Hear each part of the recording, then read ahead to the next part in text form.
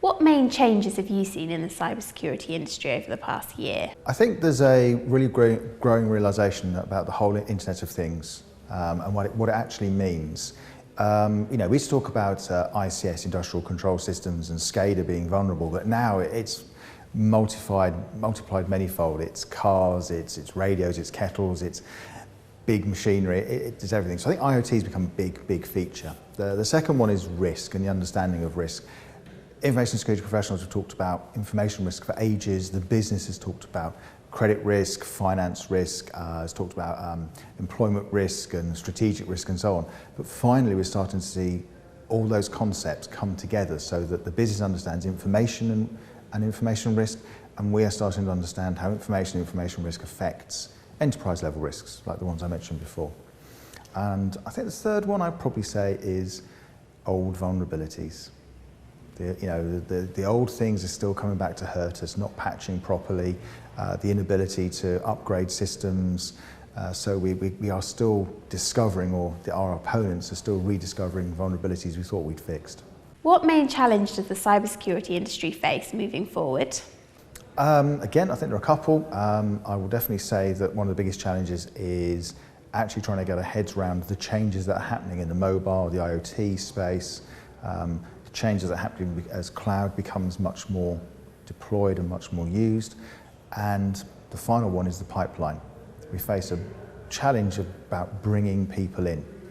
If you look at surveys, especially, and I'll be very parochial here, the ISC2 survey, we reckon there's going to be 1.5 million shortfall of individuals by 2020. So, that's based on what we'd like to hire. So our members and our non-members that we talk to, they have a demand for 1.5 million cyber jobs, yet they can't fill them because there aren't the people coming through and joining the profession. The numbers are about 100, 200,000, I think, in the UK. That's a significant chunk of the workforce, and it's also a significant chunk of well-paid, highly skilled jobs that we're missing. You've just come off stage at the conference. Can you summarise what your talk was about? Yes, it's actually about filling the pipeline, which is why the previous question was such a great way of coming into it. Within the UK, we know we have a shortfall. We can't fill the positions we want already, and we've seen prices and salaries driven up as a result. What we need to do is we need to start thinking about how can we create a pool of individuals who are both aware of cybersecurity and who actually have the basics taught to them so they can move into our profession. We've worked with the Council of Professors and Heads of Computing, the UK government and various arms of it, as well as other professional bodies as ISC2, ISACA, IISP, CREST, and we've come up with a way of integrating cybersecurity into every single computer science degree that's taught in the UK. That's roughly 80,000 students in 108 universities. What do you think is the biggest thing that's putting people off coming into this industry? Why do we face this shortfall? Because people don't know about us. If you think about cybersecurity and you think about it on films and TVs, it's kids in hoodies typing on keyboards. We all know that cybersecurity is much richer than that. It's about working with businesses, it's about risk, it's about understanding technologies, and actually sitting in a computer and actually trying to hack things or write code is it's a reasonably small proportion of what we do. So people don't know that we have a great set of careers, we have a great profession, because we don't tell them about it.